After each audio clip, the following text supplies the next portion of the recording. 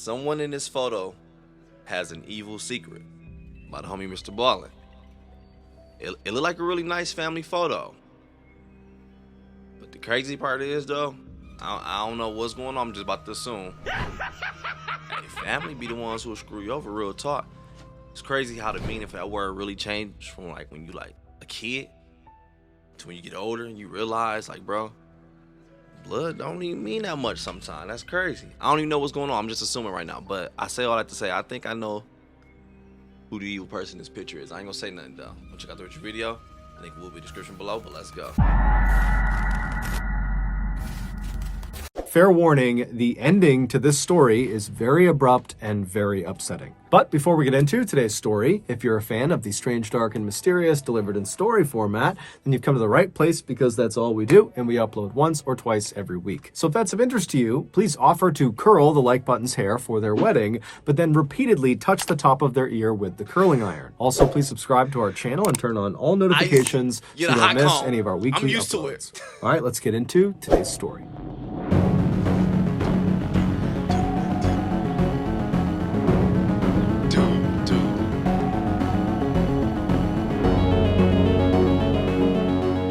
Strongsville, Ohio used to be just another typical quiet American suburb. Nice homes, nice families, nice restaurants, and a mall.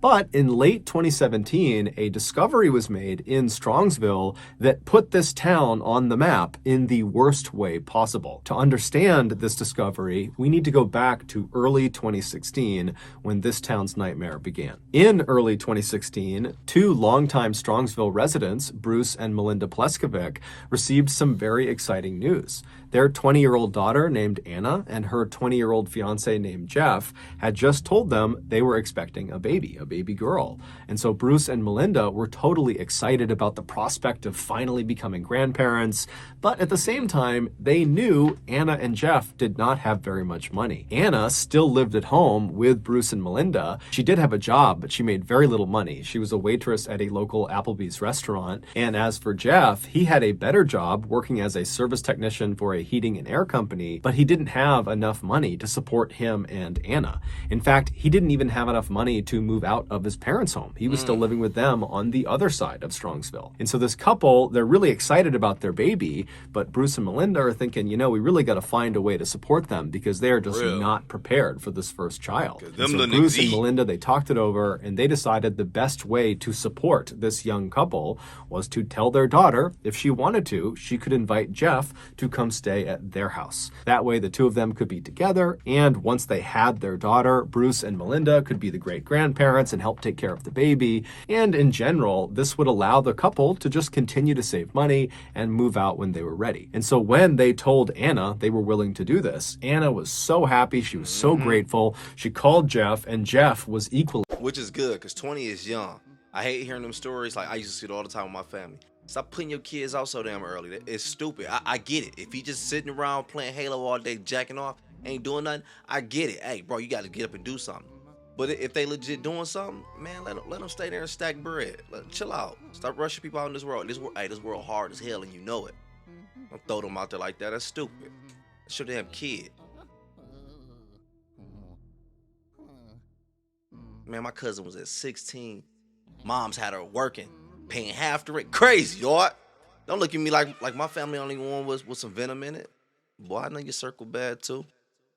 This. Anna was so happy. She was so grateful. She called Jeff, and Jeff was equally happy and grateful and said, yes, I would love to move in with you guys. So it took several months, but finally in June of 2016, which was the same month that Jeff and Anna welcomed their daughter to the world, Jeff would leave his parents' home and move into Bruce and Melinda's home. And almost immediately after he moved in, he and the rest of Anna's family began experiencing some very strange and disturbing things around their property. Just a few days after Jeff had moved in, he and Anna were home alone. They were on the main floor of the house and they were having dinner at the kitchen table. And at some point, Jeff just happened to glance out one of the back windows that looked out into their backyard. And now this property had this huge sprawling backyard. Basically, they had all these houses kind of in a row, and they all had almost like a communal backyard, this big open space. And so Jeff is looking out into this huge backyard, and he sees sees off in the distance something strange. He doesn't really know what he's looking at because it's nighttime, it's dark, but he stands up and he walks over to the window, and as he's looking out, he sees way off on the backside of their property are these 4 strangers just standing there, appearing to be smoking something, and they're just kind of looking up at the Pleskovic house. And so Jeff is looking out the window at these 4, not really sure what to make of them, and he calls Anna over, and so Anna walks over, and the 2 of them are looking out, not really sure what to do. I mean, on the one hand, these 4 people who they clearly didn't know, or they believed they didn't know, were definitely trespassing. But at the same time, they weren't really doing anything. They were just kind of standing there smoking. But as they're watching... Hey, is this where the movie The Strangers come from, dog? Hey, that movie's so fire. That's a true story? Oh, my God. I know. So it's not a family photo, then? They weren't really doing anything. They were just kind of standing there smoking. But as they're watching these 4 people, one of them begins walking up the property towards their home and then stops alongside the Pleskovic trampoline, which was in their backyard. And this person begins fiddling with the trampoline. And so at this, Anna's like, you know what? I don't know what they're doing. I feel totally uncomfortable. And so Anna would actually call the police. Call the boys. They come out, but by the time the squad car arrived in front of the Pleskovic house, the 4 people in back must have seen the car and they took off running. And so when the police officer went in the backyard and looked around, there was no one there, and there was also no sign they were there. There was no dropped cigarette butts or anything. They just kind of vanished. And so the police officer told Jeff and Anna, if they come back, let us know. And so the officer left. And then a little while later, when Bruce and Melinda came home, Jeff and Anna would tell them about what happened, and they would agree that that was totally strange, that in all the decades they had lived in Strongsville, they had never had anybody stroll onto their property and just loiter in the middle of the night. And so for the next couple of days, I'm sorry, Jeff, I'm moving back with my mama. I can't have this. I look, this type of energy ain't for me. Niggas in the yard smoking Reggie. I gotta go. Stroll onto their property and just loiter in the middle of the night. And so for the next couple of days, the family was definitely on edge. But after a little while, this whole incident was largely forgotten about. Fast forward about 5 months to November 2016, and Anna was home alone with her young daughter, and she's playing with her daughter on the first floor of the house towards the front of the house. And as she's playing with her daughter, she suddenly hears what sounds like someone trying to open the back sliding glass door on the back of the house. And so instinctively, Anna thinks, okay, Jeff must be out there, or my parents must be out there, and they don't have a key or something. And so she scoops up her daughter, and she begins walking towards the back of the house to open this door for them. And when she walks into one of the back rooms, before she reaches the back door, she happens to look out one of the windows that looked out into the backyard. And standing right up against the glass is this unknown male figure with his face pressed up against the glass. And so Anna just freezes and stares at this guy, and then this guy, he notices Anna and he ducks down out of view. And now Anna's thinking to herself, this is the guy. He must have been trying to break in my back door. I'm home alone. I don't know what's going on here. I don't know if he's going to try to break in again.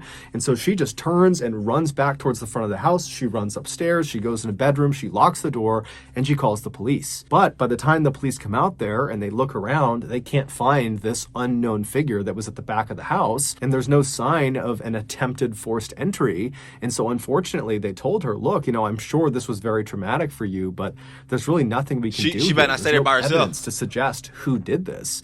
And so please just, keep your house locked. And if you see anybody suspicious on your property, call us back. And so naturally, after the police... Come on, bro. You are a lady get home with a baby, a newborn. By yourself. At that point, hell no. Get in the squad car, go to the station, have hubby, have family pick you up from there. If this is the second time we seen these people, dog, and this one, it got a look closer. You saw he tried to get, you heard he tried to get in. You at home with your baby. You legit telling me you let this cop pull off like, all right, cool. I'ma just lock up the house. Come on, man. My bad for the rant, but man, come on, man. This is real. Like you seen it twice. you see anybody suspicious on your You ain't got property, no guns call either. us back. And so naturally, after the No police dog. left and Anna had a chance to contact Jeff and her parents, they were horrified and they rushed home to comfort her. And then after the initial shock of this incident had worn off, the family began to speculate, do you think this might be connected to those 4 strangers we saw on our property a few months ago? It just seems odd that those 2 things would happen so close together. And then the family began to think, okay, well then who is this person? Who are these people? What do they want? Why are they targeting us? What's going on? Because as it was, the Pleskovic family, they didn't have any enemies, at least none that they knew of. If anything, the people of Strongsville adored this family, especially Melinda, the mother. For the past 20 plus years, she had been a middle school teacher in town and her students adored her. She was also a big time soccer coach in the community because she had played in college and she was still very passionate about it. So she was this amazing coach. And in the eyes of many parents in the Strongsville community, Melinda was a bit of an inspiration because she was not only the mother to Anna, she was also the mother of an 18-year-old boy named Kyle who had Down syndrome and was nonverbal. And Melinda just had this unbelievable way with him where she was so good to him. She incorporated him in everything. She got him so involved. She gave him the best life he could possibly have. And so anytime you saw Kyle with his mother, Kyle would be all smiles. Even though Kyle couldn't speak, it was so obvious his mother made him incredibly happy. But regardless of the reason for these strangers to be lurking around their property, the Pleskovic family was now totally on edge and found themselves constantly looking out the windows, especially at night, in fear these strangers were going to come back and might try to break in again. And unfortunately, these strangers would come back. In January of 2017, so 2 months after Anna saw that unknown figure at the window and heard the back door sliding around, Bruce's car was broken into. It was sitting in the driveway of the property. Someone got inside of it and stole his laptop. And so Bruce, he calls the police and he says, I've got to believe this has... You live in the middle of nowhere. Not even that. You got a nice house, so it's far out from the police. That's why it's taking them that long to get there. You need to arm your home. I don't care, dog. You can say what you want. This is one of the reasons why I'm always going to. This wouldn't happen in Texas. It probably would, but you know what I'm talking about. Everybody in the house got a pole in Texas. Something wrong with them.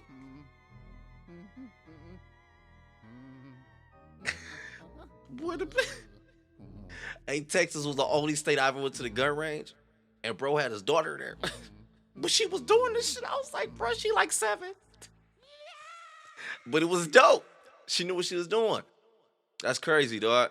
Of it and stole his laptop. And so Bruce, he calls the police and he says, I've got to believe this has to do with the people that are harassing my family. And the police believed him and they began looking around and asking around, but they could never track down the laptop or the thief. And so once again, the family was kind of left on their own. And the police said, look, if you see anything else, let us know. But there's not much we can do here. A few months later, in July of that year, Anna, Jeff, and their daughter were all home together one night when Anna happened to look out one of the back windows on their first floor, and out on the very back of the property were 3 strangers just standing in that same spot where they saw those 4 strangers smoking the year before. And these 3 strangers are just standing there looking up at the house. And so horrified, Anna calls out to Jeff and says, look, there are 3 people in the back of our property. And so Anna, she pulls out her phone and she's calling the police. And as she's calling the police, Jeff, who's totally upset that there are these people harassing him and his family and making them feel unsafe, he just grabs a flashlight and storms out the back door to go confront these people. But as soon as Jeff went out the back door, before he could even shine the light on them, the 3 people had turned and ran and vanished. And so finally, when the police did show up, they were aware of all the calls they had gotten from this family. And so they went out there and they did a serious search for these 3 strangers, but like always, nothing was found. And so the family once again was told, if you see anything else, let us know. The following month, which was August, Anna was home with... I know the police tried to get in that call because they not seeing Ish. So they probably like, dog, these people on this.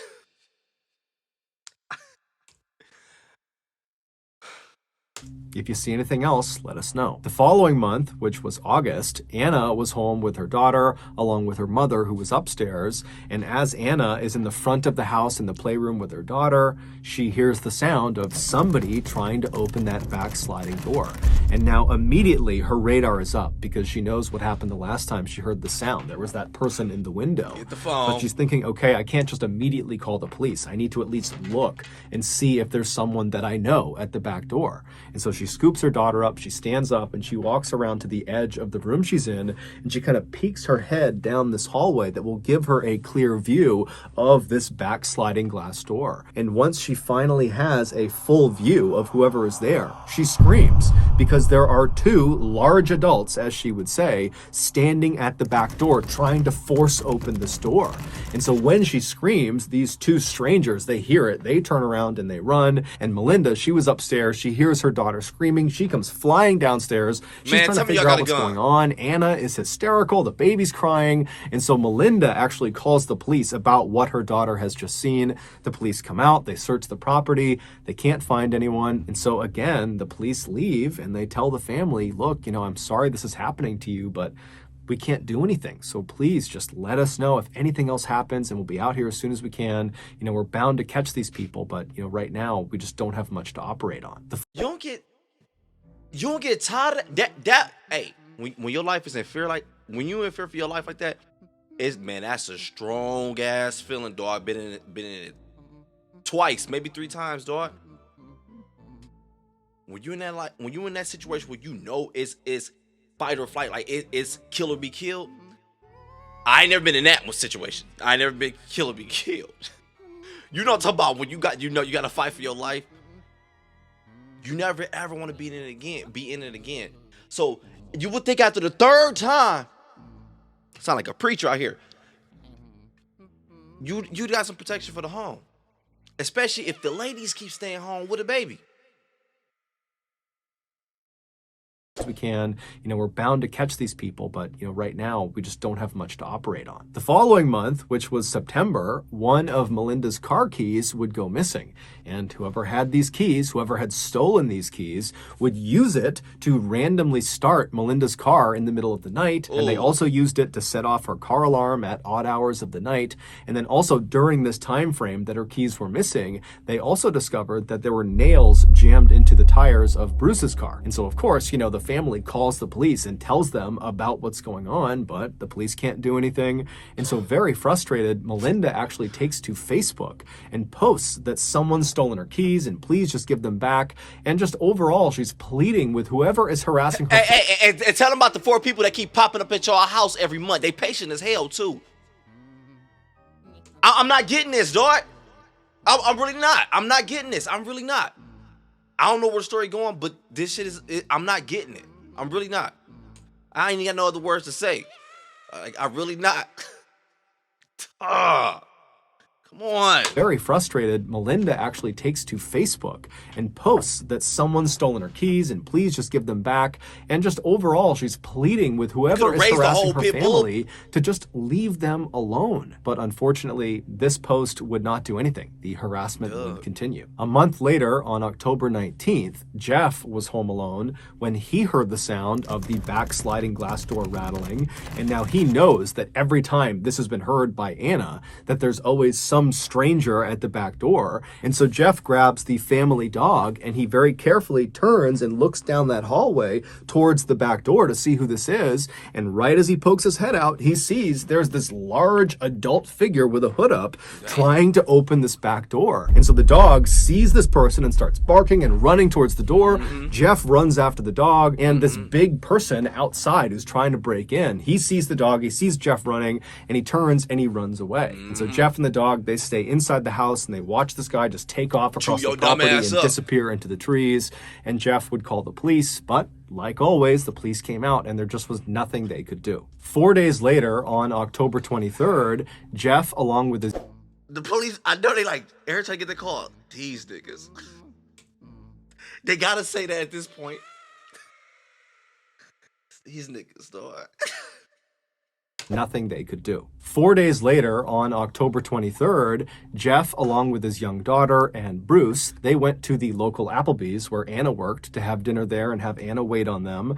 And then after they were done eating, they said their goodbyes to Anna, they left the restaurant, they hopped in their cars, and they drove back to their house. When they got there, Bruce was the first up the steps, and he got to the front door and it was locked, and so he knocked.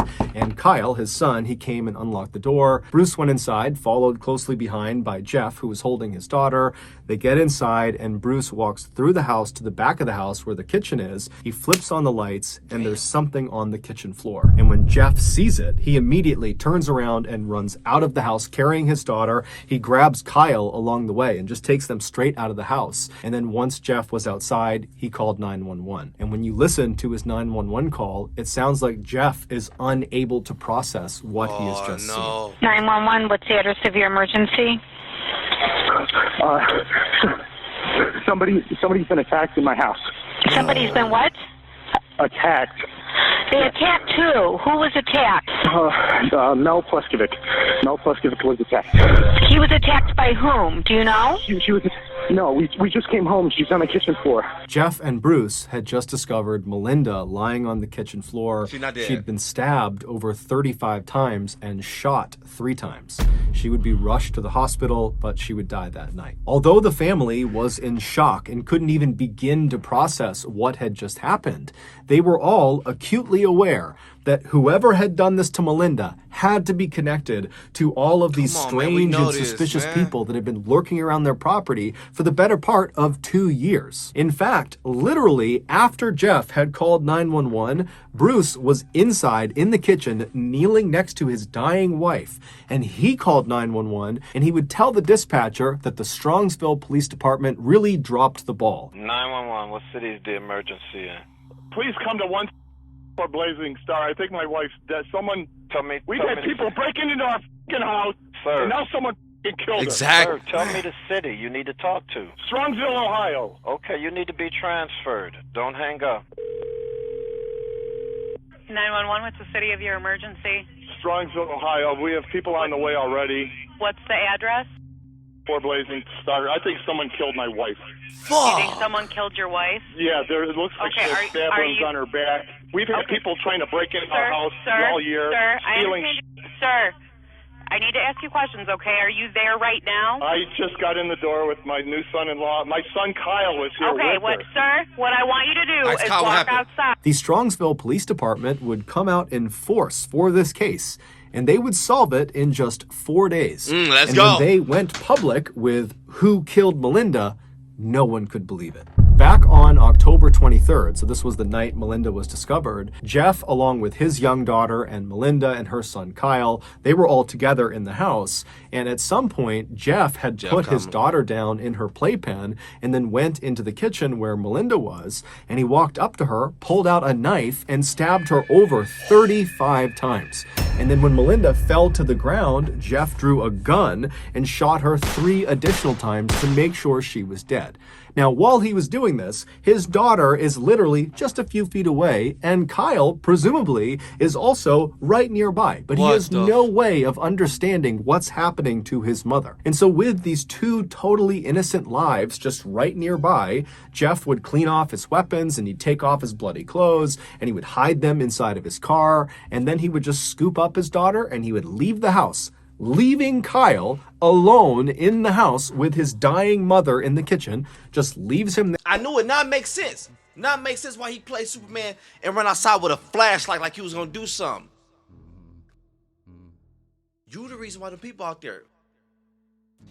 These people brought you into their home.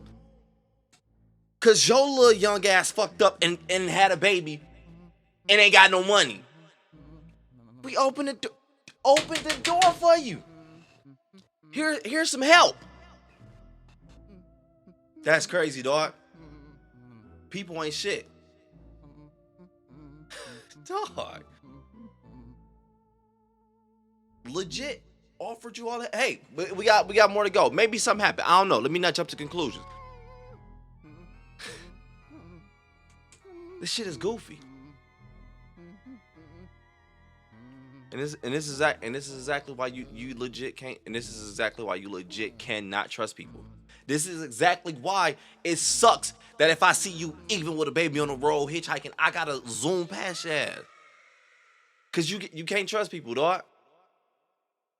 Jeff would clean off his weapons and he'd take off his bloody clothes and he would hide them inside of his car, and then he would just scoop up his daughter and he would leave the house, leaving Kyle alone in the house with his dying mother in the kitchen, just leaves him there, shuts the door, locks it, and then Jeff and his daughter would drive to Applebee's to have dinner with Melinda's husband and her daughter. And then after several hours, when they got back to the property, Jeff knew what was waiting for them inside, and he still allowed Bruce to go inside first and discover his dying wife on the kitchen floor. Very little is known about why Jeff did this, because Jeff has actually never come out and given his motive for the crime. My bad, they adjust my camera, my bad. The running theory is that Jeff actually was not going to be able to pay for the wedding, which was coming up in a couple of days, and the wedding venue had actually contacted Melinda and said, hey, we're canceling the wedding because your future son-in-law can't pay for it. So Melinda apparently confronted Jeff about his financial troubles, and the theory is he snapped and killed her.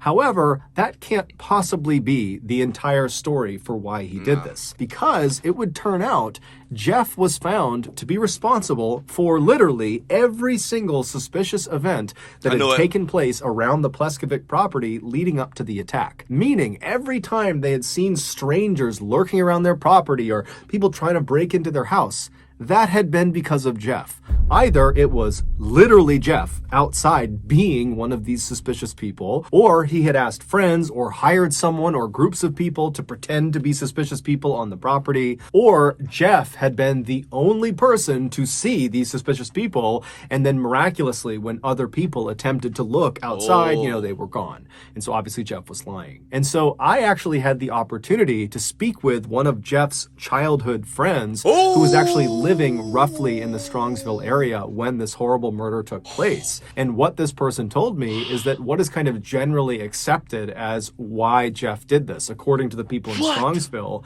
is that Jeff apparently loathed Melinda. Even though she had opened her house to him, he loathed her. And as soon as he moved in 2016, he began plotting to kill her. And so all of these suspicious events were Jeff's attempt at building this really intricate alibi that they had these strangers out there that were targeting this family, and so that when she would ultimately be killed by him, it would look like these strangers had done it. And at first, it totally worked. Everybody believed, the police, the family, friends. I ain't gonna lie, started off as a smart plan. Bullshit, but started off as a smart plan. I ain't gonna cap to you.